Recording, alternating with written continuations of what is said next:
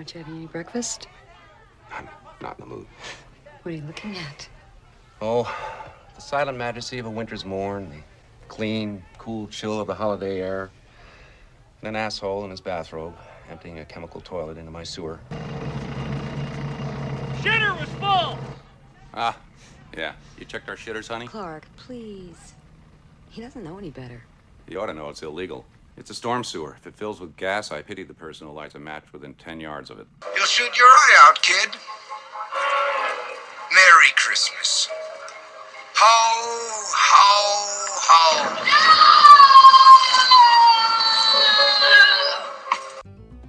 Hello there, and welcome to another episode of Damn Good Movie Memories. I'm your host, Brian Davis. For this week's episode, we're going to get in the Christmas and holiday spirit and talk about our favorite holiday movies. For the most part, these are predominantly Christmas movies because that seems to be the typical holiday that movies were built around a lot of the time. So we're going to get into my top 6 list, and you'll find out why it had to be 6 and not 5 once I tell you about my first pick. Number 6 is Planes, Trains, and Automobiles from 1987. Now, the reason this was included, it wasn't good enough to put in my top 5, partly because it's not your typical holiday movie. However, it does transpire during the Thanksgiving holiday, so I decided that the movie was too funny not to include, and I thought it'd be fun to put in a Thanksgiving movie since there aren't really a lot of those around. So Planes, Trains, and Automobiles is a terrific comedy starring the dynamic duo of Steve Martin and John Candy. Essentially, this is kind of a modern-day Odd Couple. And it's movies like this that really kind of made me appreciate that I grew up in the 80s. Sure, this movie could be made today, but who are you going to cast them with? James Franco and Seth Rogen? I mean, not to really knock them, but my point is that none of the popular actors today could even come close to matching the amazing talents of Martin and Candy. So the next clip I'm going to play you is the famous scene with Steve Martin. Now, by today's standards, it's a vulgar scene, but it really isn't as vulgar as you think because everything is gross out comedy. Everything is an F-bomb now. But back then, I mean, the movie was pretty tame up until this scene. And that's why this scene works so well, because it kind of came out of nowhere because Steve Martin is so exasperated. So enjoy the next scene. Oh, Jean Marie, you're a stitch. No, Mom's gonna do the turkey. Yeah, Dad wants ambrosia, so I guess we gotta get those miniature marshmallows. And I'll do the crescent rolls, and you do the cranberries. You know I can't cook. Oh. Yeah, well, I'll see you tomorrow then. Gobble, gobble. Oh, bye-bye. Welcome to Marathon. May I help you? Yes. How may I help you? You can start by wiping that fucking dumbass smile off your rosy fucking cheeks. Then you can give me a fucking automobile, a fucking Datsun, a fucking Toyota, a fucking Mustang, a fucking Buick, 4 fucking wheels and a seat. I really don't care for the way you're speaking to me. And I really don't care for the way your company left me in the middle of fucking nowhere with fucking keys to a fucking car that isn't fucking there. And I really didn't care to fucking walk down a fucking highway and across a fucking runway to get back here to have you smile at my fucking face. I want a fucking car right fucking now. May I see your rental agreement? I threw it away. Oh, boy. Oh boy, what? You're fucked. Number 5 on my list is Elf from 2003. Elf is an hilarious Christmas comedy starring Will Ferrell. The supporting cast is great with James Caan, Zooey Deschanel, Mary Steenburgen, Bob Newhart, and Ed Asner. It's kind of a modern-day Christmas classic, and I remember laughing like an idiot in the theater when this was released because there were certain lines that were just super, super funny to me. So the next clip is probably my favorite. So Buddy the Elf, that's Will Ferrell, is working at a mall, and so he hears that the mall Santa, but he doesn't know it's the mall Santa, is going to be at the mall, and so he thinks it's the real Santa, but it isn't, and it's played by the drunken and slobby Artie Lang, and then you see what transpires next. Santa.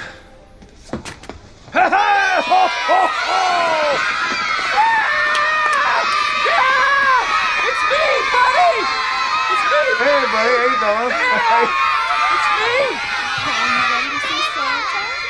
Who the heck are you? What are you talking about? I'm Santa Claus. No, you're not. Why, of course I am. Well, if you're Santa, what song did I sing for you on your birthday this year? Happy birthday, of course. So, how old are you, son? 4. You're a big boy. What's your name? Paul. And what can I Paul. get you for Christmas? Don't tell him what you want. He's a liar. Let the kid talk. You disgust me. How can you live with yourself? Just cool it, Zippy. You sit on a throne of lies. Look, I'm not kidding. You're a fake. I'm a fake? Yes. How'd you like to be dead? Huh? No, he's kidding. You stink. I think you're gonna have a good Christmas, all You right? smell like beef and cheese. You don't smell like Santa. Okay, good. Oh! He's an imposter! He's a fake! He's a fake! I swear! He's a fake!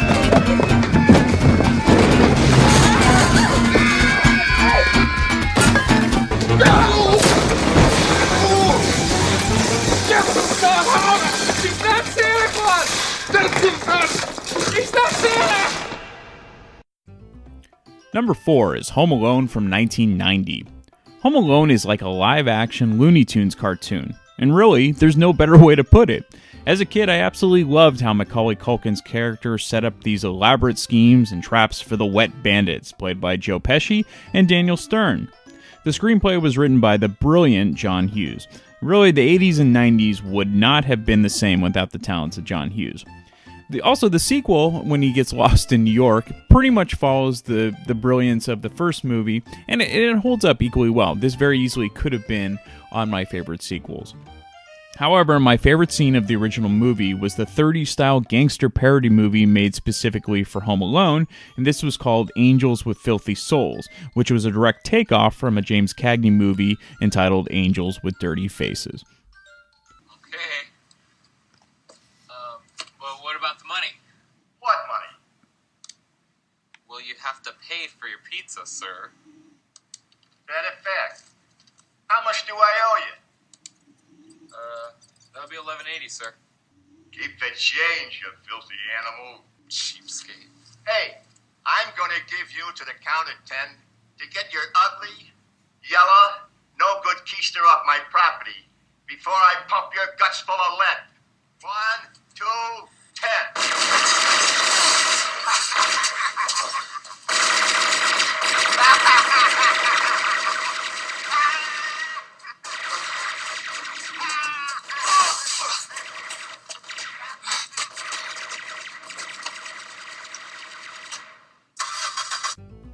Number 3 is It's a Wonderful Life from 1946. Now, when I was growing up, this wasn't my favorite holiday movie, and part of the reason is it's a long movie, and it really doesn't kick in for me until you get to see Clarence the Angel. However, I think as you get older and you realize what they were going through, and it was about, the savings and loans and the Great Depression, that kind of resonated with me more. But as a kid, I wanted to see, fun things. But one of the coolest movie-going experiences for me occurred on the last Christmas Eve of 2014. For over 25 years, the legendary Stanford Theater in Palo Alto, California, has scheduled an annual screening of It's a Wonderful Life on Christmas Eve. And for years I've been wanting to attend, but couldn't due to my family always celebrating Christmas on Christmas Eve. However, due to logistical issues, we gathered on Christmas Day instead of Eve, and I was free to finally go to the Stanford Theater. And the whole experience was amazing. The movie's scheduled to begin at 9 p.m., but people started lining up around the block at 7:30. But people were so happy, and that we were cold, but, people just kind of felt the spirit of Christmas. And at 8:15, the doors opened, and we were treated to free popcorn, soda, coffee, and hot chocolate. The World Tour organ played traditional holiday songs before the film started. It was really like being transported back to the 1940s. Of course, I've seen It's a Wonderful Life many times, but watching it this time, was a whole new experience. When Mr. Potter, played by Lionel Barrymore, came on screen, everyone in the audience hissed. It was absolutely hilarious. When the film was first released, it was not successful at the box office. And so while everyone remembers the classic ending with Clarence the Angel, the events leading up to that point are a bit depressing. And maybe due to the post-war sentiment and the post-Great Depression of the nation at the time, the movie didn't really resonate with people. However, due to a copyright issue in 1974, the film's licensing was never properly renewed and was considered public domain.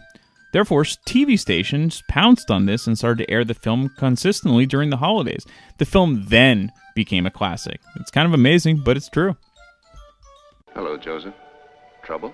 Looks like we'll have to send someone down. A lot of people asking for help for a man named George Bailey. George Bailey? Yes, tonight's his crucial night, you're right. We'll have to send someone down immediately. Whose turn is it? That's why I came to see you, sir. It's that clockmaker's turn again. Oh, Clarence hasn't got his wings yet, has he? We've passed him up right along. Because, you know, sir, he's got the IQ of a rabbit. Yes, but he's got the faith of a child. Simple. Joseph, send for Clarence. You sent for me, sir? Yes, Clarence. A man down on Earth needs our help. Splendid. Is he sick? No, worse. He's discouraged. At exactly 10:45 p.m. Earth time, that man will be thinking seriously of throwing away God's greatest gift. Oh, dear, dear, his life. Then I've only an hour to dress. What are they wearing now? You will spend that hour getting acquainted with George Bailey. Sir, if I should accomplish this mission, might I perhaps win my wings? I've been waiting for over 200 years now, sir, and people are beginning to talk. What's that book you've got there? Oh, The Adventures of Tom Sawyer. Clarence, you do a good job with George Bailey, and you'll get your wings. Oh, thank you, sir. Thank you. Poor George. Sit down. Sit down? What do we... If you're going to help a man, you want to know something about him, don't you? Well, naturally, of course. Well, keep your eyes open. Number 2 is Miracle on 34th Street from 1947. Now, this is one of the best Christmas movies ever made. Everything about the movie is wonderful, from the story to the acting, and Edmund Gwenn is so good as Kris Kringle that you actually might start believing in Santa again. That's if you ever stop. You also get to see a very young Natalie Wood, who was 9 years old at the time, and she plays Maureen O'Hara's daughter in the film.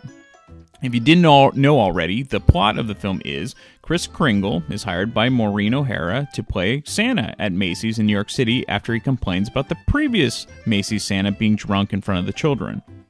However, since Kris is the real Santa, he believes in doing what's best for the people and not necessarily what's best for the store. Often he tells the customers where to go for the best deals in town, and more often than not, those deals are not at Macy's. He also spooks out the Macy's executives by claiming he's the real Santa. This leads the executives to believe he's insane. Bah humbug. We all know better though, right? If you love holiday movies, this is one of the best, and be sure to watch the original version from 1947. Oh, you two ought to be over on 81st Street. Mrs. Walker, one of the men in your parade is not fit to receive... What are you doing out of costume? Now get back and get dressed. Oh, I'm terribly sorry. I thought you were our Santa Claus. Your Santa Claus is intoxicated. Oh, no. Yes, it's disgraceful. How can you allow a man to get such a thing? Jingle bells, jingle bells, jingle. Stop that. What do you mean by drinking? You know it's not allowed. It's cold. A man's got to do something to keep warm. I'll warm you. I ought to take this cane and I ought to... somebody, Julian, get some black coffee. Plenty of it. Yes, Miss Walker. Black with a little cream.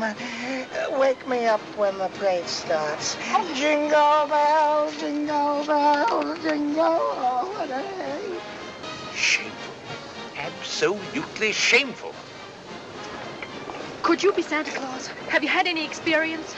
Oh, a little. Oh, please, you've got to help me out. Madam, I am not in the habit of substituting for spurious Santa Clauses. No. Oh, please. No, I... Oh, well, the children mustn't be disappointed. All right, I'll do it. Oh, good. Thank you. Come right this way. Get that costume. All right, number 1 on my list for favorite holiday movies is A Christmas Story from 1983. Now, this just isn't my favorite holiday movie. It's also one of my favorite movies of all time. To me, it's a perfect film. The casting is brilliant, and just there are so many funny scenes. It's amazing that they have this many funny and quotable scenes from just one movie. It really is brilliant. Also, this is where 1980s home video allowed movies that didn't do particularly well at the box office to become cult classics. The original release of A Christmas Story was not a box office smash for whatever reason. And like most folks, I remember seeing this movie the first time on home video. And now it runs as a 24-hour marathon on TNT or TBS, starting on Christmas Eve throughout Christmas Day. As great as Peter Billingsley is as Ralphie, the real star of the movie is Darren McGavin as the old man. Now, I always thought he had a real name. His last name is Parker, but he's labeled as, quote, the old man as in the cast. Every time he's on screen, it's just magic.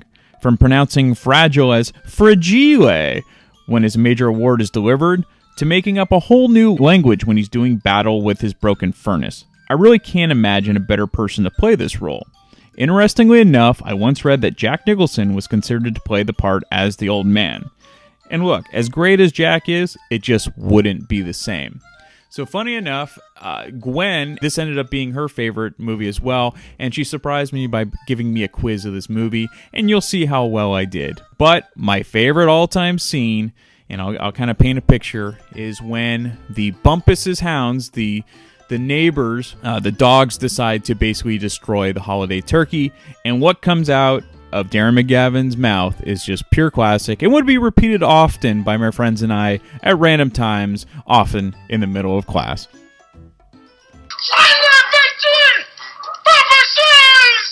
Okay, so we're back with another fabulous interview with Gwen, who always comes prepared. And for this time, she's going to get super producer-y and do some trivia with me for her favorite holiday movie. Yes, and my favorite holiday movie is A Christmas Story. Which, if you listen to the intro of the show, it is my number one favorite holiday movie. It's also one of my favorite movies in general. So this is going to be interesting. Great. We'll see if I can actually get everything right. Yeah, so I want to see how well you know this Christmas Story movie, and I'll give you a quiz, the harder quiz. Okay. Now, the average score for this quiz is 9 out of 15. Okay. So there's 15 questions. Let's see if I can do it. Okay. So the first one. Ralphie Parker and his family lived on what street? Oh. Okay, so Main I get it. Street? Okay, there's multiple choice. Okay. Okay. State Street? Yeah. Sesame Street or Cleveland Street? Cleveland Street. Cleveland Street?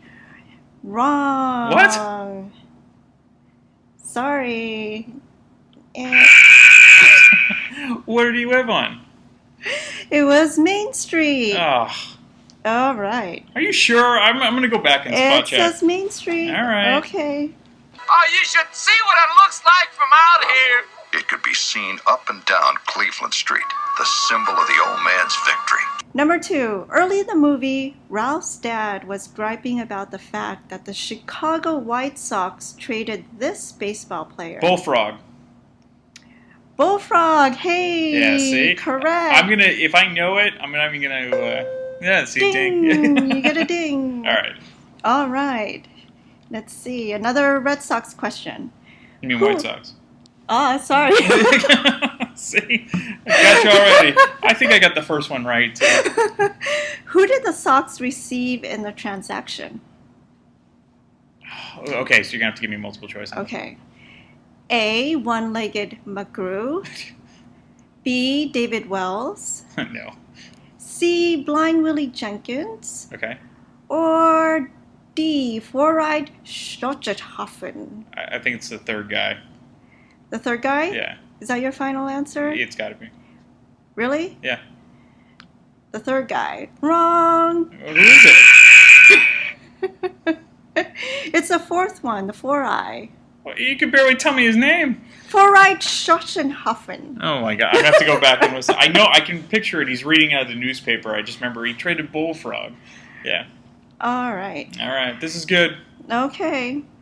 To stop you, by the way, my dad did this, not for A Christmas Story, but for Romancing the Stone, which Really? was my parents' all-time favorite movie. So He quizzed you? He quizzed the whole family on it. Ah, Yeah. great. So thank you for bringing out the legacy of my family. Did you have it recorded? No, this is back in the Oh, okay. dark era, like I think the 80s. Back in the 80s? Yes. Okay. Before A lot of things. CDs. Yes. Yeah. Okay. I'm not sure why this question is on here, but maybe you can explain it. What was the name of the Lone Ranger's nephew's horse? Victor. His name was Victor. Victor. Ah, you got it right. Ding. And the reason was it was based on, so they were trying to win a prize from this radio quiz, Mhm. and eventually that's what the leg lamp became, because he won the major award for getting the Lone Ranger's nephew's horse. So that was the major award. Ah, I see now. Yeah, but what is that? It's a major award. A major award? Shucks, I wouldn't have known, Dad. It looks like a lamp. Well, it is a lamp, you nincompoop, but it's a major award. I won it. Damn, hell, you say you won it? Yeah, mind power, Swede, mind power. And speaking of the lamp, Yeah. are you going to get one of those for Christmas? I used to have a mini doll of the old man. That was the name of his No way. the character. Yeah, with the little leg lamp. Shut the front door. Yes, of the house. No, we have as a Christmas ornament at home the broken leg Really? lamp, and so if you hit the bottom, the thing crumbles. It's actually pretty cool. You need to get the real The life size, they do sell them. life-size replica. Put it right by the window. Yeah. And then Turn it people on. will be so envious. Your neighbors will be envious They whenever will. they walk by. Yeah. Okay. So, number 5. In the newspaper, Ralphie's dad mentions that some clodhopper down in Griffin, Indiana did what? Okay, you're gonna have to give me the multiple choice. A. Got his tongue stuck on a flagpole. Mhm. B. Swallowed a yo-yo. C. Couldn't put his arms down. Or D. Won a leg lamp. I want to say swallowed a yo-yo. That is correct. All right. Next one. What department store was traditionally the high water mark of the holiday season? I need the multiple choice. Okay. A. Is it Walmart? No. B. Oh, I think it's Dempsey's, right? No, maybe not. No, Okay, sorry. keep going. Okay. No, keep giving me the multiple choice. B. Higbee's. Okay. C. Kmart. No, Or D. Circus World. it's Higbee's. Higbee's is correct. Okay. Number 7. Ralphie wanted a Red Ryder BB gun. Where did he tell his mom that Flick saw some grizzly bears? Oh, okay. You're gonna have to. I know this. Go ahead, give me the multiple choice. At the zoo? No. Walmart? Uh huh. Pulaski's candy store? It's Pulaski's candy store. All right. Another one. Ding. Are you keeping track of how many? I think I got 2 wrong so far. Okay. We'll go back and listen to the tape. Okay. Trying to rebuild the dike, Ralphie says he wanted this toy instead of a BB gun. What toy? I think you wanted Tinker Toys, right? Tinker Toys? Correct. All right. You're on a roll. Well, thank you. What was Ralphie's favorite radio program? Oh, it was Little Orphan Annie. Right again. Okay. And there's got to be something on Ovaltine. Okay. Yeah. What did Flick say he was going to get his dad for Christmas? We want to get him like a. Okay, I could be wrong, but I thought it was a. It's like a flower that squirts out water or something like that. You're correct. All The right, old squirting flower gag. There you go. All right. At first, Ralphie's dad thought that his major award might be this. Well, he thought it was. Oh, it could have been a bowling alley. Correct. Yeah. It's the deed to a bowling alley. Woohoo. Now you're really on a roll. What was the name of Ralphie's grade school teacher? Oh man, this is good. Name of Ralphie's great school Okay, I need teacher. multiple choice on this. Is it A, Bunny Lebowski? No. B, Taylor? No. C, Shields? Yes, Or- Mrs. Shields. Yeah. Ah, correct. All right. We had a slow start. Now you're like, I'm really? kicking it into gear. I need to warm up. According to Ralphie, what was his personal preference when it came to tasting soap? Oh, we liked Lifebuoy better, but so one of them had like kind of an after meal taste or something like that. Okay. Is that your final answer? I guess, yeah. I can remember give you the four. Okay. So Okay. What was the? A, is it Lux? Mhm. B, Lifebuoy? Yeah. Lifebuoy? Yeah. Yeah. Are you sure? Yeah. Positive? Yeah. Wrong! Okay, so maybe Lifebuoy tasted horrible, but I don't know. What was it? Something else that had like kind of a nice after dinner taste? Okay. Well, Are you what the was the expert? answer? It's Lux. Okay, it was Lux. It was Lux. Okay. Over the years, I got to be quite a connoisseur of soap. My personal preference is for Lux, but I found Palmolive had a nice, piquant after-dinner flavor, heady, but with just a touch of mellow smoothness. Lifebuoy, on the other hand, After gathering the sad remains of his broken major award, The laugh. Ralphie's dad could only muster these few words. Not a finger! Correct! I remember putting on his hat, yes. You touch that! You were always jealous of this lamp. Jealous of a plastic Jealous! Jealous because I won. It's ridiculous. Jealous? Jealous of what? That is the ugliest lamp I have ever seen in my entire life! now it was out. Get the glue. We're out of glue. You use up all the glue on purpose. The old man stood quivering with fury, stammering as he tried to come up with a real crusher. All he got out was, Not a finger! Now for the bonus question. Okay. Okay. You realize that only a super fan who has watched this a million times would get any of this. Okay. Yeah. All right. Yeah, this is pretty good. Yeah, I expected 100%. Oh, I'm perfect sorry. score. Yeah, well, I'm doing better than the average, right? It was supposed to be 9 out of 15. Oh, yeah, you are. Okay, this is a bonus question Okay. that I made up. Okay. You're going rogue. Well, true or false? Okay. Peter Billingsley, the one who's known as Ralphie Mhm. in The Christmas Story, he also starred in a commercial. It was Yeah. as Mikey. Oh, For really? a life Yeah. for a life cereal. Okay. True or false? I'm going to say false. Wow, that is correct. Did you also ever see the movie The Dirt Bike Kid? No. So it was in the 80s. Dane knows it. But he basically plays this kid, not too much older than Ralphie, who it's kind of like the Love Bug. Like he gets this, Oh, yeah. he buys a magic Mhm. motorcycle, Oh, and it okay. basically can fly and everything. And yeah, it's a lot like the Herbie. And Ah, great. Well, that was an excellent job, Glenn. Great job. All right. So tell me, what was your favorite scene? There's so many. The one that sticks out the most as a kid was after the Bumpus Hounds. Those are the neighborhood dogs. Oh, yeah. Yeah, storm in, and you kind of see it leading up.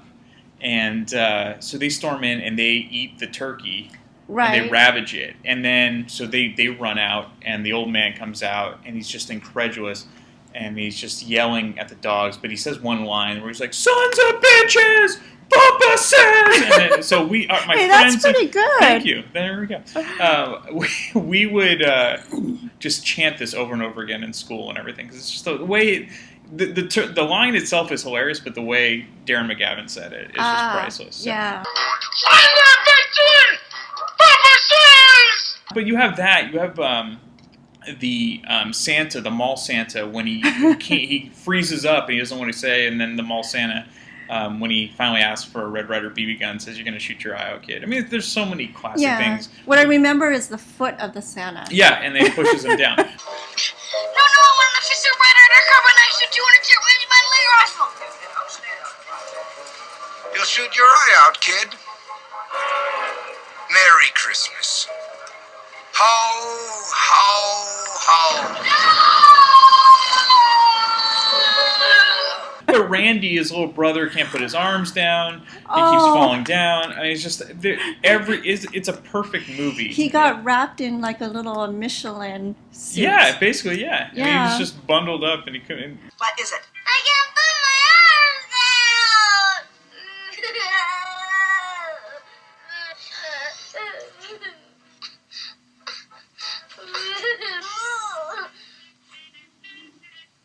Put your arms down when you get to school.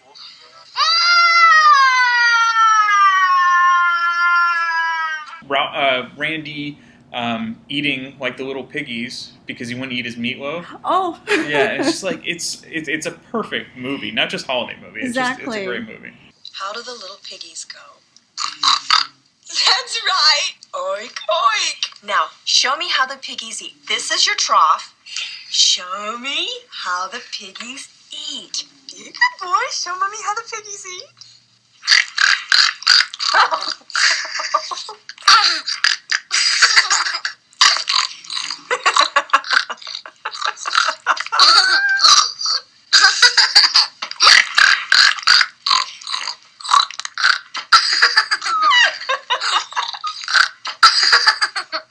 And what's the name of the bully? Farkas. Scott Farkas. Farkas. And Do you know the actor? no, that I don't know. Okay. Well, from what I understand, the actor ended up going on to do adult films. It wasn't him. It was supposed to be the kid that got his tongue stuck on the pole. Oh, him? Yes. Isn't it the same character? No. Oh. No, the Ah. kid that got Flick Flick. Flick got his tongue stuck on the pole, which ironically then he became a porn star Right. actor. So No, there you go. him, yeah. Yeah. Yeah. I do remember that. Oh, okay. But no, Farkas did not become. But he got his in the movie. You know, Ralphie Ah. fought back. Oh, great. Do you remember the songs that they sung in the Chinese restaurant? Well, it was Jingle Bells and Deck the Halls. Ah, very good. Hey, pretty good there. I won't reenact it because it's not PC anymore, but it's of the time and it's still very funny. Of course, that's another great scene where they order duck because obviously the only place that's open was right. the Chinese restaurant, and the duck's head is still there, and so the mom is cracking up because the duck's smiling at them. Right. And then all of a sudden the guy whips out this butcher knife and just chops off its Right. head, like right there. It's so perfect. It's so classic.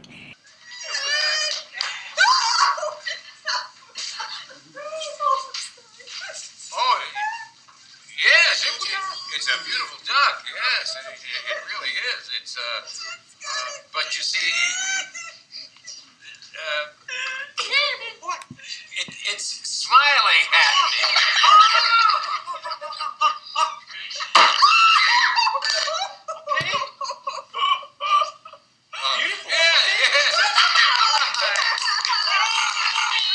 That Christmas would live in our memories as the Christmas when we were introduced to Chinese turkey.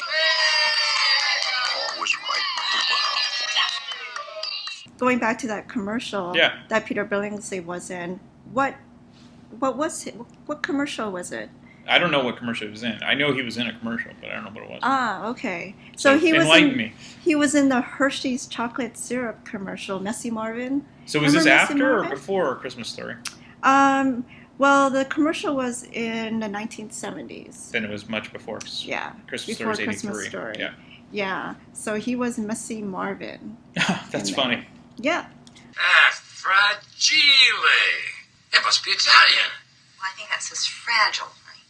Oh, yeah. Okay, so this week with Malin, we're going to do holiday movies. Now, Malin's already said that there's no such thing as good holiday movies, so we're not going to do good. We're just going to do your favorites. And Okay. I don't care if they're true holiday movies or however you want to think about it.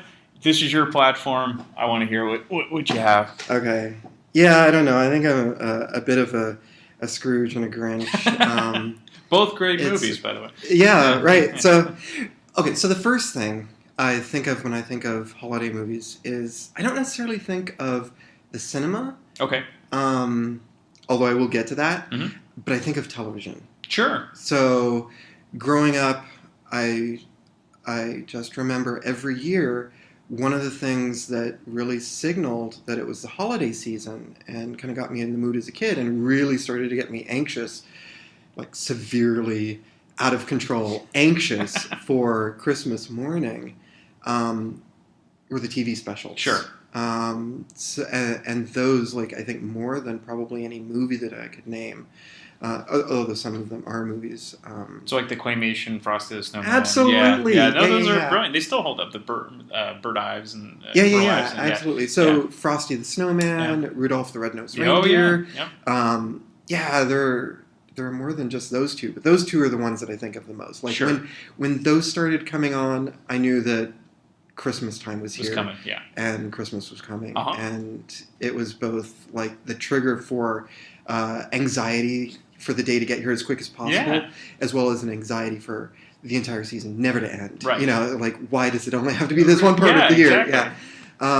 So we had a fireplace when I was growing up, and we would like set a fire and like watch Rudolph the Red-Nosed Reindeer, and it was just fantastic. And we'd make gingerbread cookies. And this is a great point because I mean, you're the Dr. Seuss, The Grinch Stole Christmas, and then obviously the Charlie Brown specials. I mean, Charlie Brown was kind of like any major holiday, you're going to see a Charlie Brown special. Exactly. Yeah. Absolutely. So and by the way, I have both of those on my list. I think out of the ones that you mentioned, The Grinch Who Stole Christmas is probably.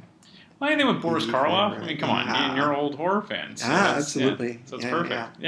Yeah, so I loved that one. Looking forward, when I was a kid, I think The Grinch was probably the one I looked forward to the most.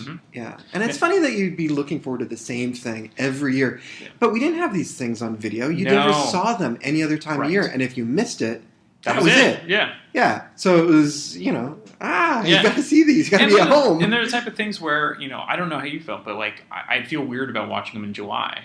But once it became that season, then then you're going to watch when they it. first came out on like video and they're widely accessible, I don't think they came. I don't remember if I first saw them on video around like Christmas time. I know that's probably when you get a good deal on them, but it's a little bit weird. It's like Rocky Horror Picture Show coming out on video and you could see it year round. You didn't have to go to a midnight showing. Right. That's weird. Yeah. The Grinch That Stole Christmas in summer. That's weird. Yeah. Yeah.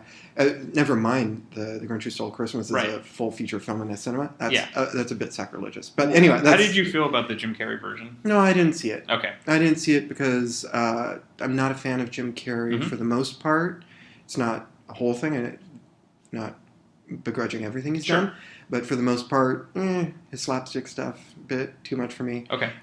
Plus, in a weird architectural grudge, they created one of the sets right next to the Psycho House at Universal Studios, and they pretty much ruined the background when you're seeing it. And that's totally ridiculous. I understand. That's okay. It's only a ridiculously nerdy architectural geek who doesn't have better things to gripe about. But this is why I have you on the program. This is what I want. This is great.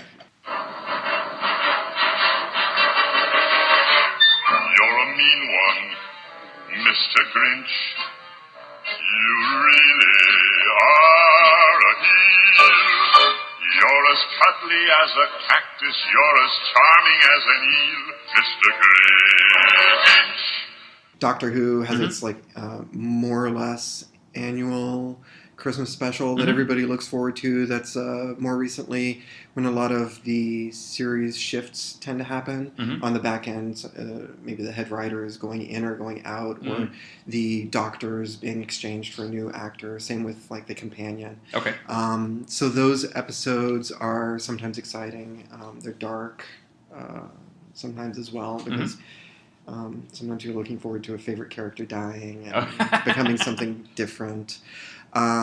So that's something that I find myself looking forward to more and more recently is like the Doctor Who Christmas special. Oh, interesting. Okay. And there's one coming up soon, and British series in general have, I think, more of a tradition of having regular series come out of hiatus for a special episode geared towards the Christmas holiday. Okay. Like Absolutely Fabulous used to have some really messed up Christmas episodes. Well, I mean, and then like, and not just those, like a lot of them. Sure. So it's like if you have a favorite British show around the Christmas holiday, you gotta kind of perk up your ears and listen and see, are they doing a Christmas special? And if they are, then that's the time to like tune in, because it's usually outside of the regular body of the series, right? But usually has. Well, it's kind of like with The Simpsons and the Treehouse of Horrors every holiday. Right, So, yeah, right. yeah. Although those usually worked into the regular series. That's true. And these are odd because Outside. it's like the actors and the writers coming back and doing this like one-off outside of That's the series. really interesting that they do that. That's actually really cool. It's kind of a it's I think unique to them. Yeah. I don't know any other. That's crazy. Yeah, because I can't think of that. I can't think of any other show that really does that. Right. Yeah. Right. That's cool. I like that. Yeah. The 2 TV movies that I Mm-hmm. grew up watching. So the first is the Alastair Sim Christmas Carol. Yeah. Grew up watching that next to the fireplace. Used Yep. to always fall asleep during it. It was great being able to watch a horror film, for Christmas. Yeah. It basically was. It Yeah. was scary as a kid. But then I think my whole family kind of swapped that out for the George C. Scott version when that came Scrooge. out. Yeah. Kind of liked him as a Scrooge for a number of years. I don't know what's now trendy on TV, but I'm still kind of like I'm still in the era of like Alastair Sim or George C. Scott. Give me I one think of there's them, a comparison between Patton and Scrooge. I think that's really good. Yeah. Well, George C. Scott, he was just really Great actor. good and gruff, and Yes. he somehow managed to make that transformation at the end. Yeah. Without me feeling creeped out by the artificiality of it all and the creepiness of and the disingenuousness of the ending. I totally go with him on it. Sure. I'm just like, He's I that good of buy an it. actor. Yeah. I felt so. Yeah, I did. That's good. Okay, so now movies in the theater. So my first one is because I like I say this is mostly TV, but okay, so movies. Scrooged. And Yes, I almost Bill don't Murray, want to say yeah. this Mhm. because this should have been one that I discussed on the films that have an ending that you don't like. Oh, really? Okay. I can't stand the ending. Okay. I really hate The singing or the the ending. yeah. So George C. Scott, I'm with him on his transformation. Bill Murray, he loses me. It's like walking off a cliff. Really? Absolutely. Okay. I just hate the ending of that Mm-hmm. movie. It is so ridiculously. It's totally incongruous. Yeah. It makes such a sharp left turn. Yeah. That it may as well be 2 different movies, and Yeah. I hate the second movie. He basically of that. becomes like he's almost like preaching on TV, right? Yeah. Like, that's I'm just preaching to the Yeah. Just thinking about the ending It just makes you me shiver. feel really uncomfortable. I love the first Oh yeah. like 2/3 of it. And, like Buster Poindexter is the cab driver. Absolutely. Yeah. And Carol Kane. Oh yeah, she's so good. As that movie, the first 2/3 of that movie is just full of scenes where you don't want it to end, Right. or you don't want that character to be done. Yeah. And then you get to the end and no, forget it. Absolutely not. But I do love the first 2/3. If I could take the first 2/3 of that movie and maybe swap it out for almost any other movie, I would feel like it made more sense, was more congruous. Any other movie. So what if they brought in the Stay Puft Marshmallow Man to end it? That would have been good. If it just switched to the Ghostbusters Yeah, for exactly. the last Then act. we're done. That would work. I'm tempted to try it. I think that would be almost okay. That's a great one. That's actually too bad you didn't mention for the other, but that's okay because people listen to all of our episodes, and so. But that's a film that it's like I say, I like it for the first 2/3, but when I left the theater after seeing it as a You're kid, let down. Yeah. I was just like, that sucked. Can Yeah. I say that on here? Yeah, of course. Like, okay, that totally sucked. Yeah. But then I saw it again years and years later, and I saw the beginning of it, Yeah. and I was like, oh, this is much better than I remember. Yeah. And then it switches gears again, and I'm like, what garbage? Yeah. Like, how many test audiences had to say, That's a good point. like, and maybe that was the original ending, and May if have so, been. Yeah. that's horrible. That's It even still worse. did well in the box office. It's still considered one of the Well, top. Bill Murray was in it, and he was still at the top of his game at That's that right. time. Not that he isn't now, No, actually. but maybe he is now. But he It's hard still to had say. that Yeah. Groundhog Day, and he was doing well. Yeah, So, yeah. He's always been doing well. Oh yeah. He's kind of. And now that his Cubs won, he's a big Chicago Cubs fan. I think. Oh, the his viral life is video? complete. Oh, Yeah. his life is complete. So yeah. Okay, so I'm going to end on one more movie. Okay. So the funny thing about this is not necessarily a memory about the film being good. Okay. Although it's not terrible. But more about the enjoyment of going to the film, and not for the reasons that most people would suspect. Okay. Okay, so I'll try and make a long story that sounds short. good. Okay, so the film is National Lampoon's Christmas Vacation. Okay, yeah. It's also a sequel. Yes. It's probably holds the dubious honor for me anyway of being the film that I've seen the most number of times in the movie theater. Really? Not because I like the movie. Okay. Okay, so anyway, so when I was a kid and it came out, my sister and I used to go to this one movie theater, and it was one of those 1920s built kind of performing arts, later kind of cinema palaces. Yeah. But then later they converted it into a multiplex. Mm. So they divided up the lower orchestra level into 2 auditoriums. Oh, interesting. And then the balcony was its own auditorium. There are still some theaters around here, like even in the Bay Area, that they've done that too, but you can still see parts of the old palace version of the theater. Like the orchestra pit was still there, although it was cut through on the orchestra level by the 2 auditoriums. Right. Now, going back to me being an architectural nerd, I was more interested in the building. Now, this was junior high. I don't know how old I was in junior high. Somebody else can do the math, how old people normally are in junior high. So we would go there, and we would explore the theater. And we used National Lampoon's Christmas Vacation as an excuse because, okay. So I think you're the only person that would have ever done this. This is great. So we used that film as an excuse because no one else was going to see That's it. true. So it was empty and it was all in there. Yeah, so this is in Visalia, California. Yeah. It's middle of nowhere in California. Nobody's going to see this film like weeks into the run. We're seeing it, like I saw it at least... Like I was thinking, probably 13 times because we were seeing it like twice a week. So you've seen it more than the original Vacation, which is far superior. Yeah, I've probably seen this film more than anybody else. That's in the great. theater. In the theater, I don't know. Maybe people have. Oh yeah, afterwards, sure. Yeah. But in the theater, we saw it tons of times, and so I have seen that film.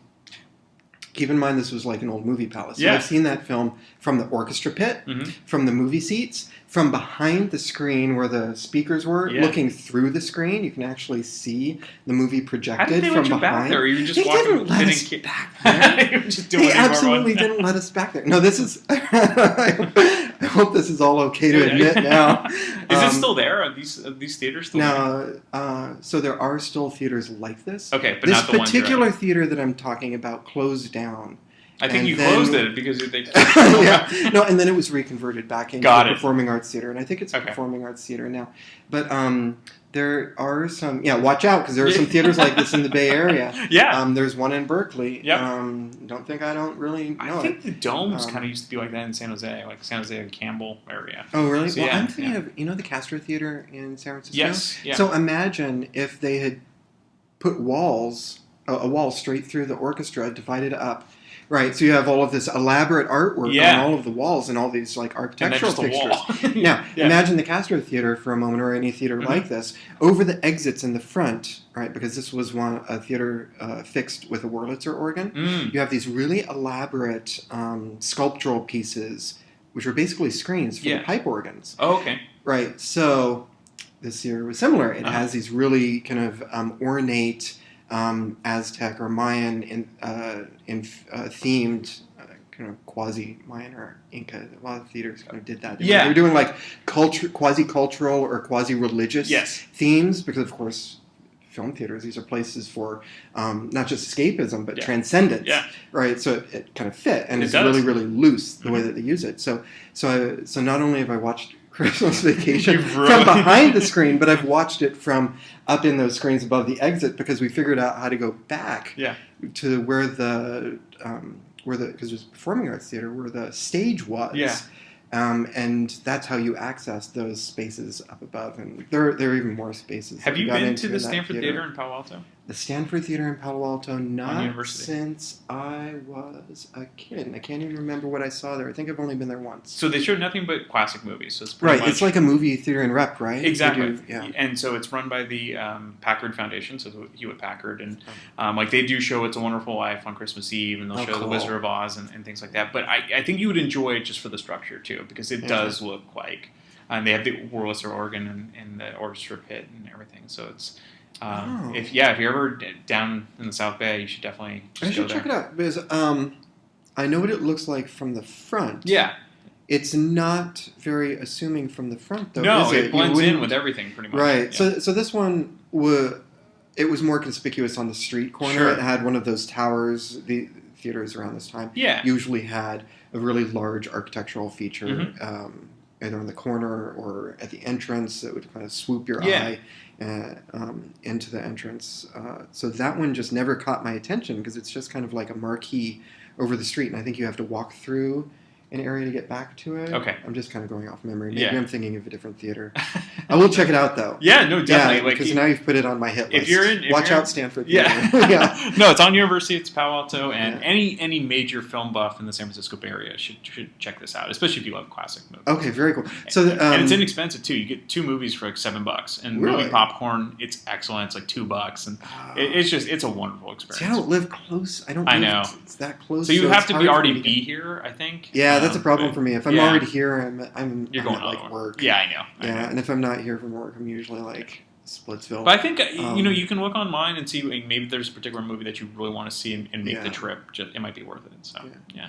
Well, for anyone who's interested Yeah. in Bay Area theaters, Yeah. there is a Facebook group called Bay Area Historic Theaters, I think. Okay. So if you want to geek out on movie That theaters, sounds- I'm going to in join the that. area. Yeah. And while you're doing It's a that, good place to like go. Damn Good Movie Memories on Facebook. So that'd be good. There you go. Absolutely. Thank you, Malin. Okay, so we're back with Enrica. Enrica's always good. I love having her on the program Aw, because thank she you. comes prepared. She's enthusiastic. She's always here with a smile. That's good. Thanks, That's what I Brian. want. You're welcome. Okay, then we'll just leave it at that. We're Okay, good. bye. Yeah. Okay, so for this week, before we go into break, we are going to do holiday movies because why else? Why not do that? Yes. So, what do you have for holiday movies? What were your go-to holiday movies? Okay, so of the good ones, like Mm-hmm. the classics, there's a lot of things that I like, ironically, that are like kind of horrible, but are just hilarious That's to okay. watch. These don't have to be the best. They're But your like favorites. the best ones for me are "It's a Wonderful Life." Of course.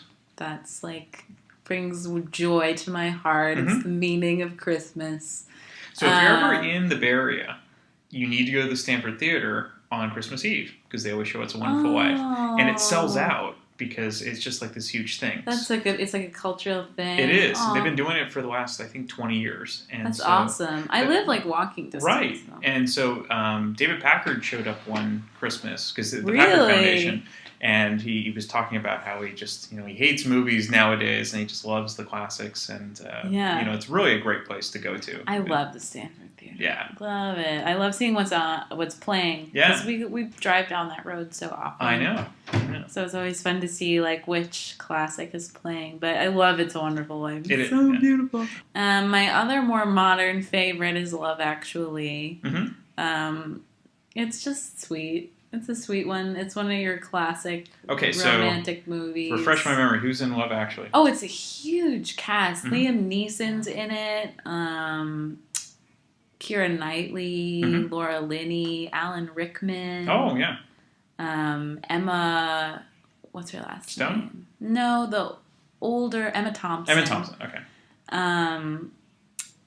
Hugh Grant. Mm.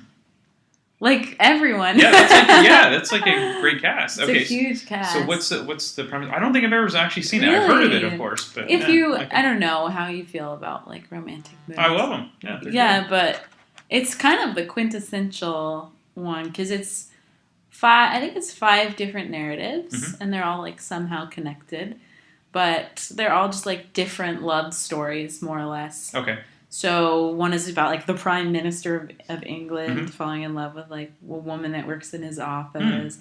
The other is one divorcee who falls in love with a woman who they don't speak the same language. Oh, that's the actor is Hugh. The other British Hugh. Hugh Laurie? No. There's another Hugh. There's besides another Hugh one. Grant. He's in everything. He was Mr. Darcy in the original Pride and Prejudice. Oh God, how can I not remember this? He's a huge actor. He falls in love with. I'm gonna be so embarrassed that I've. Colin Firth? Yeah, Okay. he was not a Hugh. He's a Colin. And there's also Bill Nighy's in it too. Yeah, he plays the rocker. Oh really? He's like. I gotta see this now. Oh, it's okay. so I'm putting funny. in my That queue. narrative is hilarious. Okay. It's a different kind of love. He doesn't like fall in love with anybody, but he realizes he has love for like his assistant, like as like a friend, like a really powerful friendship. Mm-hmm. And he's forced to make like his big smash rock hit into a Christmas tune, and he's like really pissed off about it. Okay, so yeah, this came in 2003. I gotta see it. Yeah, and That then sounds like my type of Keira movie. Knightley's story is she's married to some guy, and his best friend is like secretly in love with her, and she Mm. doesn't find out until the end. And there's this sequence where he's like, "Don't tell your husband," but he's like outside her door, like showing placards that have words on them, like "I love you because," and like it's really creepy. And like a lot of people are like, "Oh, it's so romantic. I would love somebody." Like, no, she's married. Right. He's creepy. It's inappropriate. He can just like leave it. Back off, you know. But anyway, people So love it's that not like story. Say Anything where it's John Cusack holding up the stereo. It's a similar kind of thing, but obviously it's They're not. single. Yeah, they're single. Yeah. Nobody. There's so many great narratives in it, and it's a laugh. Oh, and then Alan Rickman doesn't like actually cheat on his wife Emma Thompson, but like thinks about it and buys another woman like a necklace. That's a great acting couple. You know, Oh my god, yeah. it's such a heart-wrenching story. Ugh, it's so sad. They wind up getting divorced. Ugh, I need to not give away the spoilers. I don't need to see it now. This is great. All right, so that's Love Actually. But speaking of Alan Rickman, so if you want to go Christmas movies, that's not your typical Christmas movie. Him playing Hans Gruber in the original Die Hard, that's during the holidays. And he's the ultimate villain. So yeah. He's the best. I love He Alan is the Rickman. best. I just watched Galaxy Quest the other day, and Was it for the first time? For the first, No. It's been many years. Like, it's been many years. But, I watch it like 3 or 4 times it's a so, year. that movie's so good. It's too bad they didn't make a sequel when he was alive. But it's Because, also so great. It is. By Grabthar's hammer. Oh, it's so, yeah, it's great. And the one of the main aliens is the dad in Veronica Mars. Yeah. Which is great. Yeah. So. I love the aliens in it. Oh, Their blue blood and everything. Yeah, and the So- way they just their matter of speech. Those Yeah. are great. So yeah, those are I have favorites. 2 more. Okay, yeah, please go. Those were like the actual holiday feel good. Yeah. Like it's all about love and joy, and you don't need material things. Love Actually. Whatever. Love Actually is all around. So the other 2 are like ridiculous and silly. The first one is Look Who's Talking Now. So do you remember there's Look Who's Talking, Look Who's Talking 2, and then Look Who's T-O-O. Talking. Yeah. Yeah. And Look Who's Talking Now. And Yeah. these are John Travolta, Kirstie Alley films, like I missed the Scientology third one. superpowers. This is almost like you saying Lion King 2. The third one, like, nobody knows exists because it was horrible. It got like a 4.9 out of 10. And it's because the animals talk. Oh, okay. The dogs talk. She gets a dog like a poodle, and he gets a dog. It's like a German Shepherd or some scraggly male dog. And like the dogs like are narrating the entire story. It's so bad. It's so bad. It takes place in the holidays, and it's like hilarious. And, But you were probably a young kid, right, when this came yeah. out? And so, yeah. And it was like super racy. There were like scenes where they were like kissing. And, Really? Yeah, Kirstie Alley and Jonathan Travolta. So bad. Okay, that's going to my queue, though. Yeah, and then the last one's the Santa Claus with Tim Allen. I saw that in the theater when it came out. That's great. I love Tim. Speaking of Galaxy Quest, there's another good And it's a good one. No, Tim Allen it's just so funny. And I didn't like any of the reprises or whatever. Yeah. But I really liked the first one, and I liked how David Krumholtz was an elf. Yes. He was like a little Jewish elf. Yeah. No, that's a fun one. That's Boy, this bird is dry. Haven't you people heard of basting? So funny. I remember seeing that over and over because it was at the budget theater, and right during the holidays. We just saw it a bunch of times. It's so good. Yeah. And then it takes place at Denny's. Like they go to Christmas dinner at Denny's, and I'd never even heard of what that was when I was a kid. I was like, "There's a place called Denny's." Oh, so funny. Those are great. That's all. All right. Thank you so much, Enrica. Thank you. Okay, last episode of the year with Lindley. Doesn't mean there aren't going to be more episodes, but at least with interviews. For 2016. For 2016, this is the last one. So the best way to go out are on holiday movies. Sure. So, I'm so enthused. So anyway, what are your favorite holiday movies? Okay, well, let me first ask this as a caveat. Yeah, sure. Do you include all holiday movies, or just are you thinking Christmas and... I was thinking Christmas and Thanksgiving, but if you want to add... That takes away all my holiday movie suggestions. You can actually do anything. So if you wanted to do Valentine's Day, if you wanted to do Easter, my top so you want Valentine's The Passion of the Christ or something like that. Yes, that's my favorite. Watch that every year. Oh, I know. Yeah, like clockwork. I would say my top favorite version of A Christmas Story is Scrooged. Oh, you mean A Christmas Carol? Christmas Carol, Yes. yeah. Sorry, not Christmas Story. Yeah. Christmas Story is a great movie Yes. on its own. Yeah, sorry, my favorite Christmas Carol. So Retelling is Scrooge. So you're saying the 1951 version with Alistair Sim? No, Bill Murray. Oh, Scrooged.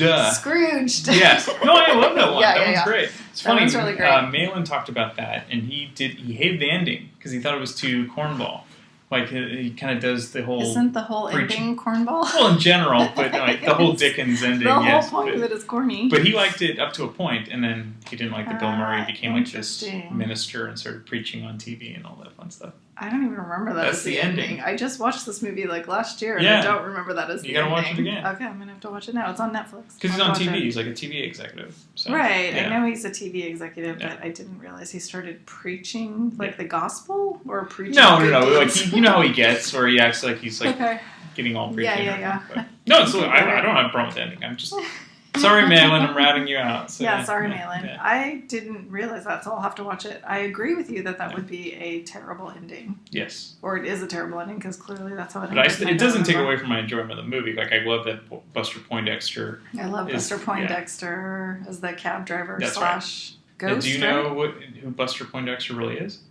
Yeah, David Johansson from the New Yeah, York Dolls. from New York Dolls. Yeah, of course. I'm just I'm just like, confirming. of course I know that. Of course. But some That's of our my- younger listeners might not know. They would not know that. Yeah. I doubt they would have ever even seen Scrooged or know who Or Bill Buster- Murray is. or Buster Poindexter. Right, exactly. Yeah. Yeah. Okay, Buster so- Poindexter had hit songs in the 80s, right?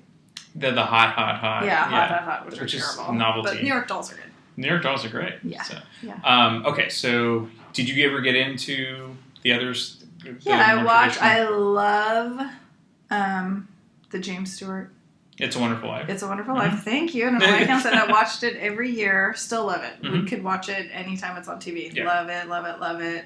Forced my children to watch it. They liked it. They're It's a little still, long for young kids. yeah, and also the black and white throws them. Yeah. Even though they did watch it, they liked it, but it was We'll watch it. You know, to be honest with you, when I was a kid, my mom loved it. I thought it was boring, and really, I didn't pick up from it I always until. loved it. Um, That's weird for you as a kid, But Mister. I listen to old time radio. programs and stuff. But it's really, it's a weird movie. I appreciate it obviously more now, but it didn't kick into me until the angel comes down, and I can't remember the angel's name. Clarence. Yes. Yeah.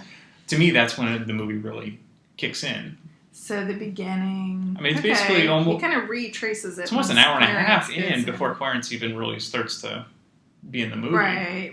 I get what you're saying, because it is very Depression era. right? Yeah. So they're doing savings and loans. They're helping Yes. people get houses, and then And the that- whole that just crisis went over my head happens, back then. and Mr. Potter. Yeah, I don't think I understood that back then. But Right. I really liked when he, how he hurt his ear. Yeah. In the snow, Mhm. and then he saved the boy from Yes. poison, and then Yeah, like I totally didn't understand. Like, and now it's that like guy it's, was drunk, and he almost poisoned the war, yeah. And poisoned so the boy. I mean, it's moving as you watch it now. But as a Yeah. kid, I'm like, why is he hitting him in the ear? And why is Right, he? why is he it's hitting that weird? one? Yeah. I think I got that. I don't remember. But for some reason, A Christmas Carol seemed to stick out more for me because I think there was a Mickey Mhm. Mouse version. Yeah. And so you had. There were so many versions. I know. I mean, I feel like you watched it. Yeah. Yeah. Muppet Christmas. Oh Was yeah. it Oh Muppet yeah. You're Christmas right. There Carol? was. That's a good one. There was. I love a Muppet. I love anything Muppet. But yeah, I mean, yes, that Dickens story is kind of corny now, but it is actually good for kids to watch because it does promote being kind to your fellow man. I mean, I don't even know if I could imagine watching. I don't know if I've ever watched a classical. I mean, I'm sure I have, but I don't know if I've watched so many versions of it on TV shows or. So I guess the top two, I guess, are the one from '51 with Alistair Sim. Okay. and that's the British version. And I guess George C. Scott just did a well-renowned one from '84. It was a TV movie. Oh God, and so, I've probably seen that one. Yeah, I bet. and that one was very popular. He won an Emmy or something like that. Yeah. But, I'm sure I've seen that one. Yeah. Okay. Okay, so you got It's a Wonderful Life. It's a Wonderful Life, Scrooged, Christmas Story, of course. That's a great one. I can't even believe that we were just speaking to someone who hasn't seen that movie before. Are you crazy? How have you lived in this? I'm probably going to say this a without million watching times this? on the podcast, but you'll appreciate this. Yeah. Do you know who was supposed to play the father, the old man? No. So Darren McGavin got the role. Okay. But they originally wanted Jack Nicholson to play that role. He would have been great, though. He would have, but it would have been all about him, though. Jack Nicholson-y. Yeah. Maybe. He would have been great, though. Darren McGavin is so good, though. I would never have come up with his name. I've only seen him in A Christmas Story. What else is he in? He's in a lot of things. He was in. He was a detective in a lot of old time shows and everything. Did you ever see The Natural with Robert Redford? Yeah, I think he plays so. one of the gamblers. You're never gonna know. Yeah. Did you ever see I would Billy? never pull that up. And you never saw Billy Madison with. No, not all the way through. I'm sure I've seen like bits and parts of it. He's on Billy's TV. dad. Oh, funny. But he's a famous. No, he's definitely a famous character actor. Yeah, he was in a lot of things before. Yeah. A Christmas Story, but most people know I him. think Jackson would, but the guy that also wrote those stories, I've read his short stories. The guy who wrote A Christmas Story, Gene Shepard. Mm-hmm. So they're very funny and fun to read. I read those when I was younger. And Gene Shepard was the narrator. Yeah. Which is great. Yeah, he's really good. So I'm sure you're going to hear about A Christmas Story a million times. Yeah. Okay, so do you know who directed A Christmas Story?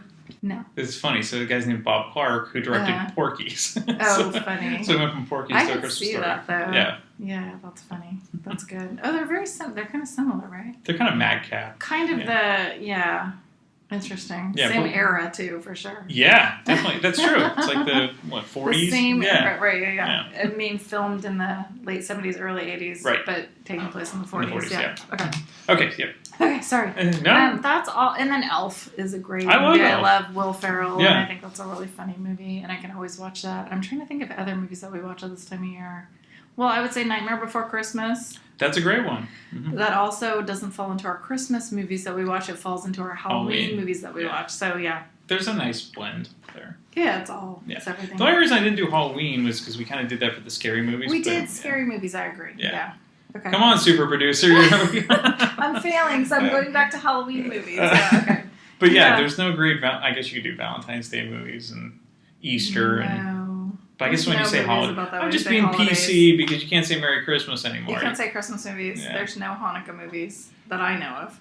Except for Crazy Nights, which I'm not going to Crazy Nights, and I've never seen it. I'm sure there are. Hanukkah movies? There's got to be. I cannot think of a single movie. Yentl?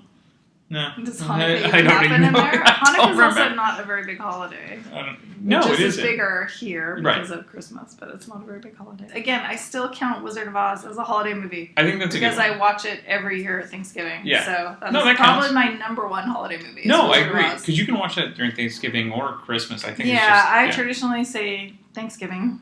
You have to watch it Thanksgiving. And I think, especially the younger folk, don't realize how certain movies really we'd watch because you only had 4 stations on. Yeah, and you only watched them once a year. Or everybody watched them once a year. It was really It was really an event. So, yeah. I mean, I think that quickly went.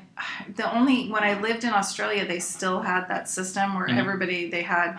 Not that, I mean, they had cable and everything, but people still really watched the main networks. Right. Like the 3 main networks, so everybody was watching the same TV shows, which harkened back to when I was a kid. And I was like, you just had 3 networks. You didn't have all these cable shows, and everybody had like one conversation, kind of, where there was one popular thing happening. Because of DVRs, there's no such thing as appointment television. You basically, do you actually watch a show when it's live now?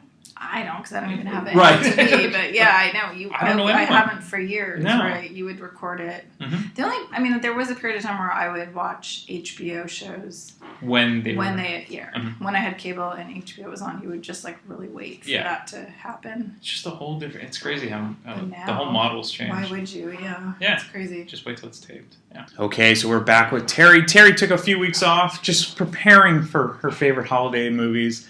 And I think I'm going to like the one that she picks. So, What is your favorite holiday movie? My favorite holiday movie is A Christmas Story. Well, that's a great pick. That was my number one choice. Awesome. Okay.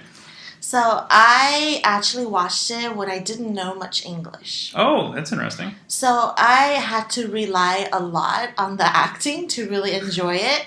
So there's scenes where the boy has soap in his mouth. Yes. Mm-hmm. And there are scenes where the guy stick his tongue and got stuck on the pole. That's right. And then, of course, we could forget the leg lamp. The leg lamp is classic. Mm-hmm. Or the little boy can't put his arms down. Oh, yes. So there's yes, a lot yes. of physical comedy in this movie. Exactly. And I didn't really need to know English well. Sure. But some phrase stuck with me was, you're going to shoot your eyes That's out. right. Absolutely. Or, when even Santa says it to him when he asks for a BB gun. Right. And then kicks him down the slide. Yeah. So, ever since my English got better, I still watch it. And So is it funnier now that you understand everything that they're saying, or is it? I think maybe I have also grown. Sure. So yeah. So have the kids seen it?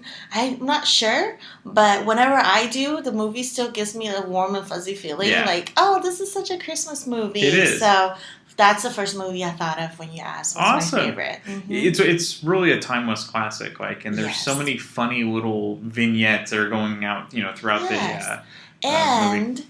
I think someone won a bid to actually stay in a house that looks like the house. The Christmas Story house. Yes, wow. the Christmas Story house. Well, I know that there was a guy that actually bought the house, and now it's a tourist attraction in Cleveland. Oh, is that what that people is? you can go year okay. round and look at the house. Which if I ever go to Cleveland, that's what I'm going to do. Cool. Yeah, I'm not going to the Rock and Roll Hall of Fame. I'm going to the Christmas Story house. Yes. In San Francisco, we got the Full House house. Yeah, that's right. That's right. Or the Mrs. Doubtfire house. Yes. Yeah. There's a lot of San Francisco houses. So great pick. Good job, Terry. I'm going to go watch it tonight. Perfect.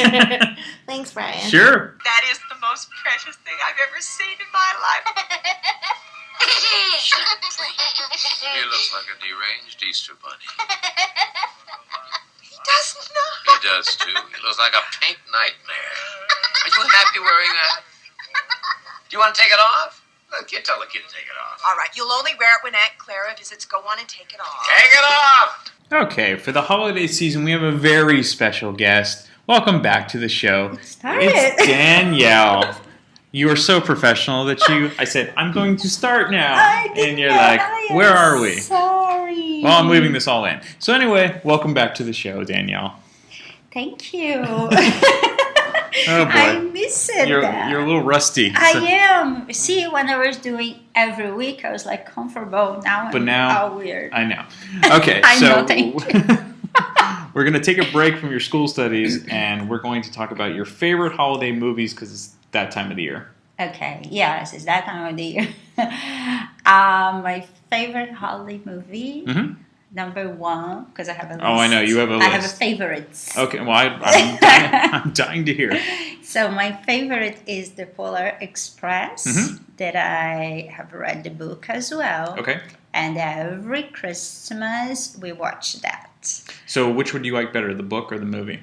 Oh, it's the book. Really? Yes, Okay. every time. Even though you like Tom Hanks and you like all Yes, that. I love Tom Hanks, and I love how it's made. Everything about the book.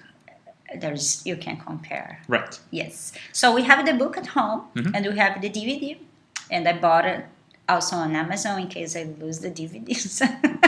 Thank God. And Gabriel, he's not there yet. He doesn't like too much, but Gabriel's your little boy. Me and Clara, yes, my oldest, we have the hot chocolate on the bed and watch a night or Polar Express. The Polar Express. Okay, so what's your number two? The number two is like my son's favorite as well. He loves The Nightmare Before Christmas. Yeah. Yes, he's 5 years old. And I watch with him every time. He loves it. He loves it. He loves it. It's a musical too. Yeah. So there's the songs and he sings the songs. And we watch together. I really enjoy that. It's an interesting movie because it kind of is both. It's a Halloween movie and it's a Christmas movie. It is, yes. Yes, and he has the T-shirt with the face, and he really enjoys. We as a family, we like watching it. That's a good one. And my third is Home Alone. That's a great one. It's so. I remember I was a kid, and I remember watching that movie, and it's so cute. It's still like cute to watch, and I really Macaulay Culkin, his name. Was so cute and so normal by that time. Well, it's really like watching a live action cartoon. It's like a Bugs Bunny cartoon with all of the because they get hurt. They don't really get hurt. It's super fun. Yeah. My daughter loves it, and she doesn't watch anymore because we watch more adult movie. Yeah. Oh, okay. So she's sick of it. Yes, but every time the pranks start, she's like, "Oh, I want to watch the pranks." So next, let me read my list. I have Jack Frost. Okay. No, I've never seen this. So explain what this is about. So there is a dad that is super busy, and the little boy, I was asking him to stay around, and he doesn't. He dies, and the little boy. I think the little boy asking him to do a snowman or something like that, and there's a snowman, and the dad incorporates in the snowman. Oh, okay. So they do all these adventures together. It's super cute. It's super sad too. I cry. Well, I cry. You cry with anything, yeah. But yes, it's super cute. I think you cried during Home Alone. I think so. No, but there's some movies that make me cry. Okay. So the next one is, I love it, and I watch with my kids too, is like you said, mini cartoons, the clay thing. The claymation ones, the classics. So it's Jack Frost and Rudolph the Red-Nosed. Rudolph the Red-Nosed Reindeer. And there's the Grinch too. It's a sequel. It's so cute. It's I have that on DVD, and it's on Netflix as well. Malin, those are the ones Malin like too. It is super cute. So they have like Frosty the Snowman. Yeah, and we sing Santa Claus is coming to town. Yeah. It's super cute. I always thought that the Grinch cartoon was a lot longer than it was, but it's only a half an hour. Yeah, I always thought they were longer. But all the Dr. Seuss cartoons are a lot of fun. Yes. Even though the books are amazing. Yeah. My son was watching at school today. Oh, that's cute. That one. Yeah. Santa Claus coming to town, Rudolph, all of this. Those are all great. Yes, and my last one, but yes, I like that movie because the actors that I forgot, Sandra Bullock, and there's that guy with green eyes that I don't know the name, is Thanks for narrowing it down. While You Were Sleeping. Yes. And it's not a Christmas movie, but it happens around Christmas, the situations. So I really like that movie. His name is Peter Gallagher. Yes, he was so cute. And there's the other one who was cute too, the brother. So Bill Pullman. Yes, he was cute. So it was nice to see. I like pretty people. You like pretty people? Yeah, so Sandra Bullock I was Stani and the two guys. And it's a very fun, cute movie. Yes. So it's not your traditional holiday movie, but it reminds you of the holidays. And it's funny because I don't like watching movies of it. I mean, I do. There's some classics that I like, but this one and this dumb movie is like you know what's gonna happen at the end when you see the beginning. Sure. But I watched it a few times and it's still cute to me. People like what they find comfort in knowing what's going to happen. Yeah. So like that. Yeah. Okay, to wrap up this episode, we're going to have a roundtable with the dynamic duo of Samantha and David. Wrap up means we're going to be at the end now? Actually, that'd be good. You guys would be the sad duo. What? Samantha and David. I'm also going to talk about horror movies. Yes, there we go. So. All right, so Perfect. this will be fun because I don't know if Samantha's going to go with the obvious picks or not because usually you are the half and half. Okay, so usually give us the artsy section for our artsy folk, and then David and I usually are more mainstream, and so very artsy. Oh, really? No. Okay, so we'll go with Samantha first. What do you have? All right. So to be honest, my favorite Christmas movie is A Christmas Story. Perfect. I've seen it so many times. I think it's hilarious. The poor kid is miserable, and I just find it fascinating and wonderful. Do you think he's more miserable than Randy, his brother, who is often the butt of the jokes? Yeah, I think he's more aware. He's more aware of the situation in life. But yeah, I love that movie. I think just watched it so many times growing up. my brother and I loved it. Yeah. We would like act out the little scenes Mhm. and things. So what are your favorite scenes, lines, or? I'm really bad with remembering Okay. lines, but I think generally, I love like the dad. I think he's so great. Yeah. Just his tantrums and his screaming. Oh yeah.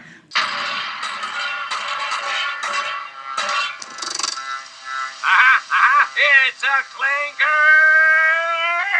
That blasted stupid furnace, that gummit! Skates! Oh, for Christ's sake, open up the damper, will you? Who the hell turned it all the way down? Again! Oh, blast it! Toot, flirt, rattle, rat, hammer, flirt, you blocker, rattle, be stirred up, rat! In the heat of battle, my father wove a tapestry of obscenity that, as far as we know, is still hanging in space over Lake Michigan.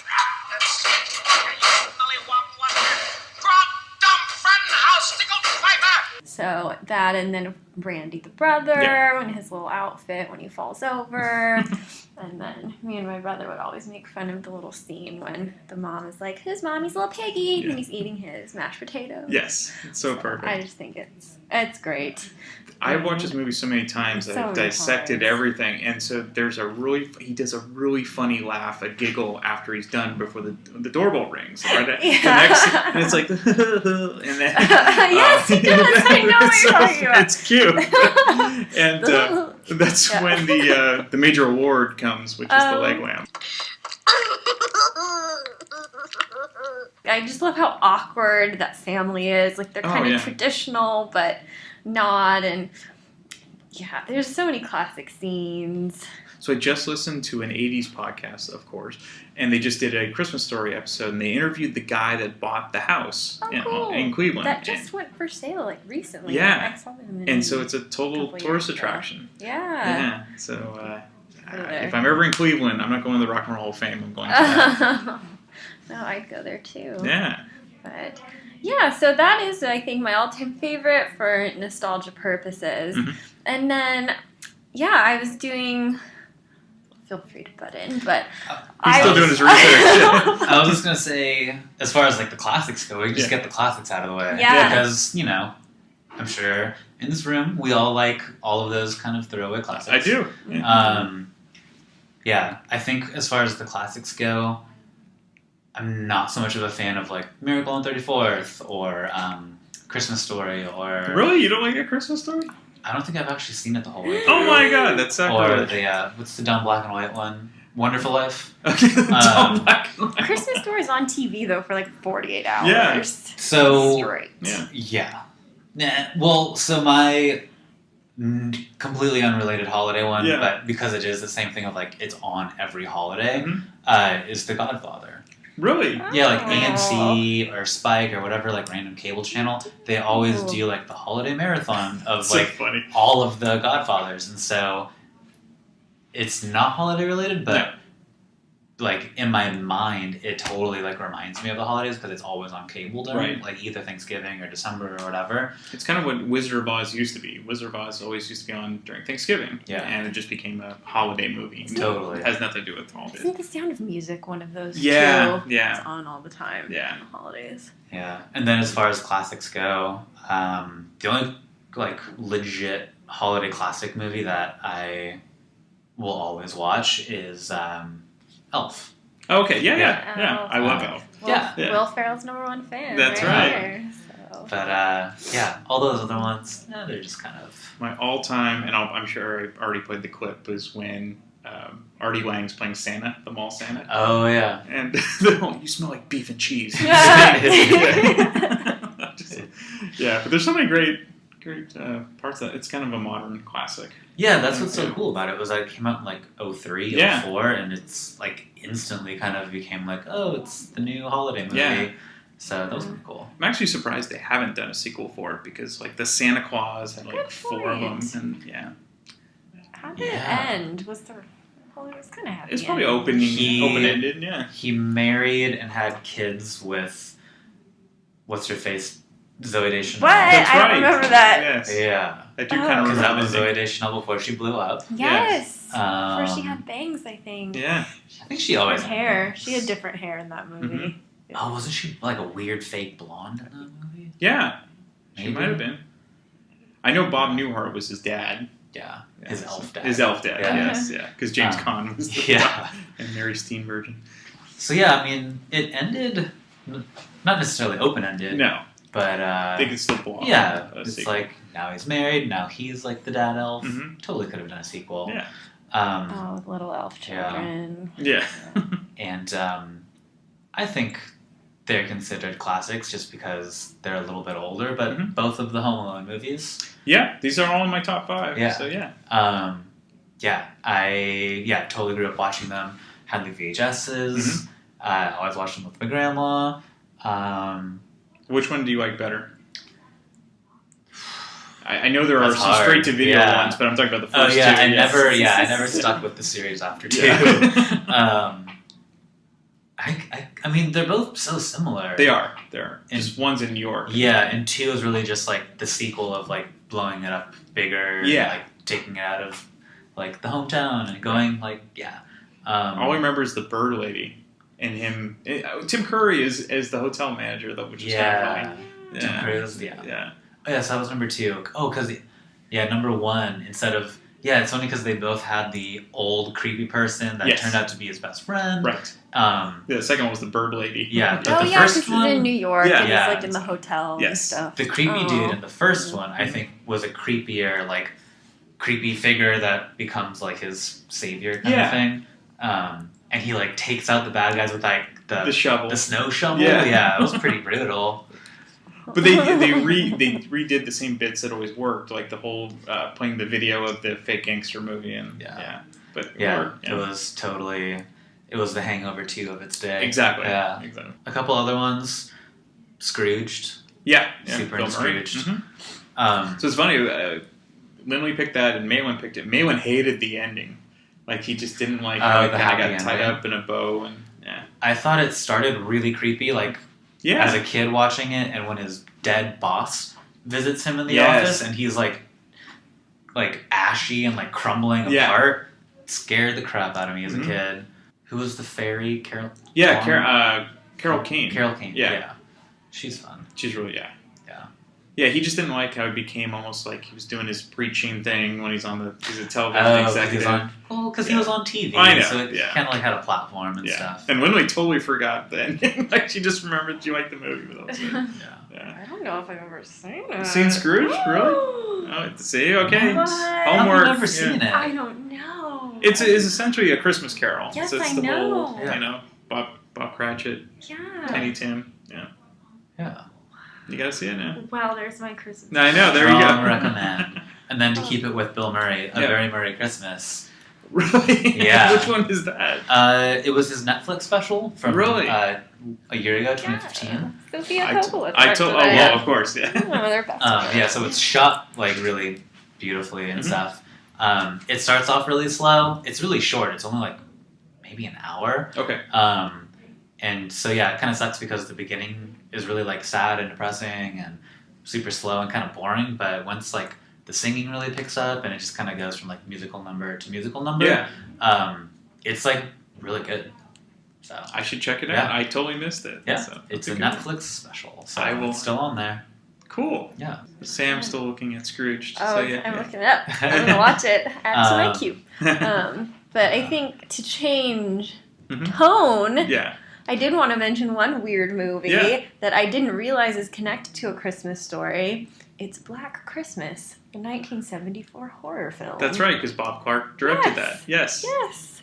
He directed, and I think he just wrote A Christmas Story. I don't know if he wrote Black Christmas or not. I think But- Gene Shepard wrote. Of course, it's based on a book that he wrote. Yeah. Yeah. And Gene Yeah. Shepard is also the narrator in the Christmas Story. So. Yeah, but Well, I guess they were saying, because I was reading up, because we're talking about A Christmas Story a lot, because Bob Clark directed Porky's and the success of Porky's, that allowed him to direct this movie. And they're completely different. Like he directed some like random films. Random. Yeah. But they all had like a sense of darkness to them. Yeah. They were all like dark comedies and like Yeah, A Christmas Story. It's this family comedy, but it's just there are some dark things and, like him vulgar and beating up the bully. That was totally like the bully was vicious until the end. And, the whole furnace and the way he would make up a language, but it was really him swearing. And so it's so good. And I've said it a million times on the podcast. But do you know who was supposed to play the old man? No, Jack Nicholson. Oh. And so, but instead, I think Darren McGavin was better because he was lesser known. Okay. And it would just been about Jack if he did it that way. So totally. Yeah. Would have been interesting. Yeah. Well, to keep it with the scary theme, I'm putting out Silent Night, Deadly Night. I just watched it last night for Terror Tuesday, and it's real good. We could probably do one just on scary Christmas movies. Are there scary horror movies? I fell into a little wormhole looking up horror movies set during Christmas. Yeah. There's some great stuff. Dude, what are the other ones? I don't remember. I said your eyes got a little wide for that one. I would like to imagine that Silent Night, Deadly Night was one of the first to kind of bastardize Santa. Yes. But it's definitely not a good movie, but it's very entertaining. Right. Yeah.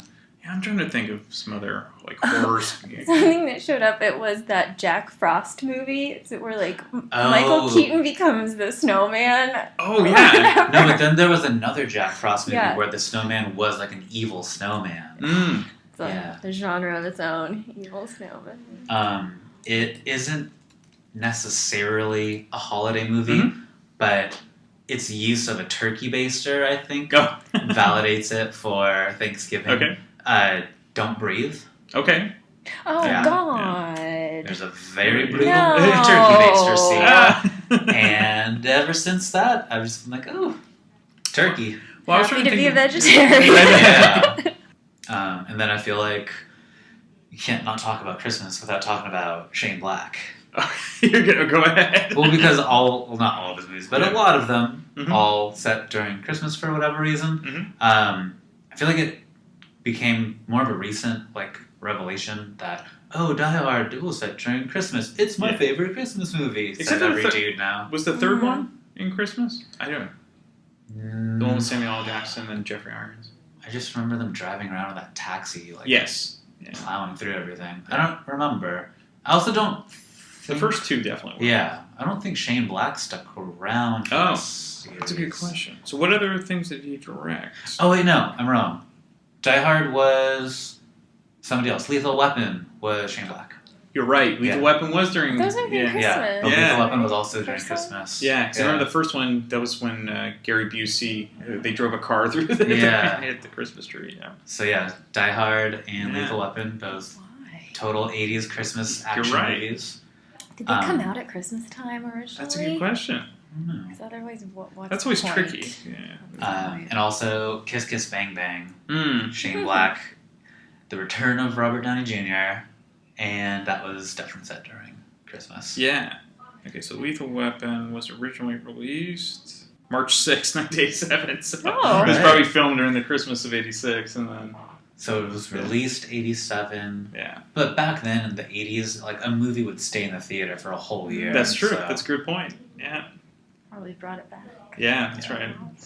Probably went through Christmas. Fun fact, I was reading the Wikipedia page for Miracle on 34th Street. The original? Yeah. And the original came out during the springtime because back then they thought people wouldn't see a Christmas movie in the winter because it's too cold to go outside. That's crazy. So they released it in the spring or summertime. That's great knowledge. Yeah. So the first one came out in 47?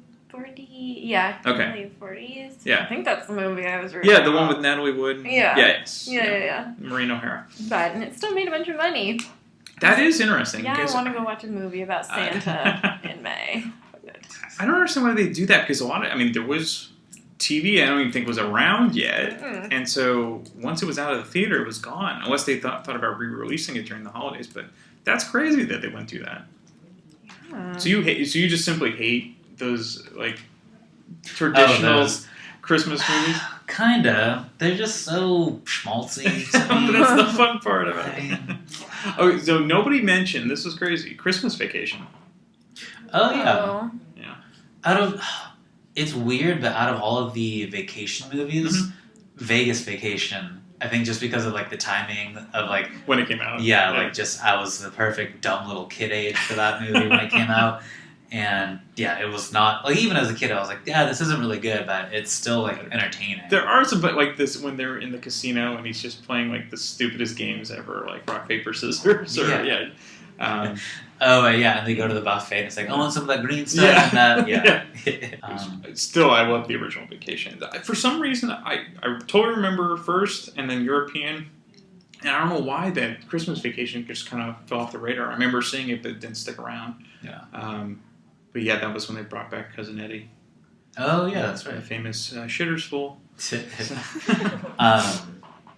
Did anybody bring up Batman Returns? No. Oh my god. That's a good point with that's right, Catwoman and takes place during Christmas. Oh. It does. That's right. What other superhero movies are around Christmas time? Can you think of any? Returns was the only one that came to mind. Mm-hmm. Was Iron Man 3 just because it was a Shane Black movie? I feel like some of them must have had like a Christmas party scene or something. Yeah, that sounds. Yeah, that does. One of them 3 might have. Batman movies. Mm-hmm. Maybe they just have. Oh, that's right. Did Dark Knight, was that during the winter? That was just a company party that they were having? Yeah, okay. Yeah, that was just and he like. party. Yeah.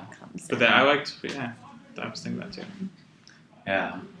And Batman Begins, they're just in the Himalayas or wherever he is. So you think it's still winter? Yeah. Up in the snowy hills and then just in the Narrows. That's right. All right. Thank you to everyone who decided to be interviewed for this podcast. I did go back and do some research, and I was correct. The street that Ralphie lived on was called Cleveland Street, and I even have evidence played by the clips, which I did back in the Gwen portion, that I was correct. So I only got 2 wrong. So there you go. All right, there were other movies that could have made my top 5 list, actually 6 list. One fun one, if you enjoy classic films, is Christmas in Connecticut from 1945. And this was a fun romantic holiday comedy starring Barbara Stanwyck, Dennis Morgan, and Sidney Greenstreet. And the plot premise is actually as funny as the movie, with Stanwyck playing a food writer who really can't cook.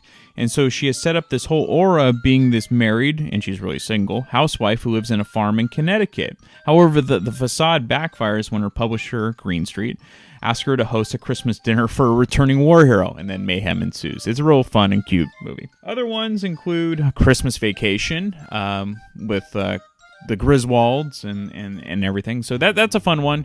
Definitely worth checking out. I played a clip in the beginning. And then Remember the Night from 1944. That's also with Barbara Stanwyck and Fred McMurray. It's not as happy-go-lucky as your typical holiday movie, but it's still really well done. All right, here's the plugs. You gotta go to iTunes. You have to rate and review the show. I keep asking, but nobody does it. Is it because you don't have an iTunes account? If you do, make one, and then make up a new name so they don't know that it's, you doing this. In any case, it would be helpful. It'd be like giving this podcast a Christmas present or a holiday present or whatever present you want to call it. Anyway, rate and review the show would be a big help. But of course, you can also go to our official page at podbean.com under Damn Good Movie Memories.podbean.com. So go there and you can listen to the show as well. You can also check out our YouTube page at Damn Good Movie Memories, and you can go on Facebook and like our content.